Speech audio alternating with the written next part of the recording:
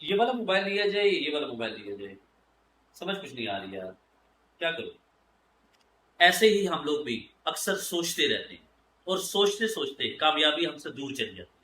80% لوگ صرف سوچتے ہیں اور کام نہیں کرتے، اور جو 20% ہے وہ سوچتے ضرور ہے لیکن کر گزرتے ہیں۔ ہمیں بھی 20% لوگوں میں شامل ہونا چاہیے تاکہ ہم جلدی اپنے فیصلے کی طرف چلیں۔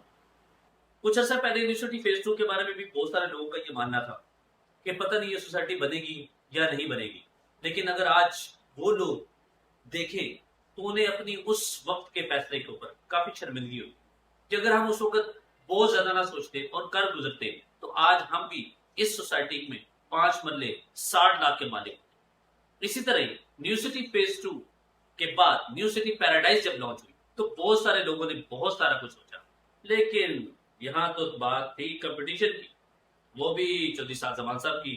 انہوں نے 6 مہینے میں جو کیا وہ آپ سب جا کے فزیکلی جا کے دیکھ سکتے ہیں، کتنا آؤٹ اسٹینڈنگ پروجیکٹ بنایا ہے۔ لہٰذا سوچے کم اور عوامی بلاک کے اندر 4 مرلہ اور 6 مرلہ کے آج ہی مالک بنے۔ سوچنا ذرا کم کریں اور فیصلہ کریں۔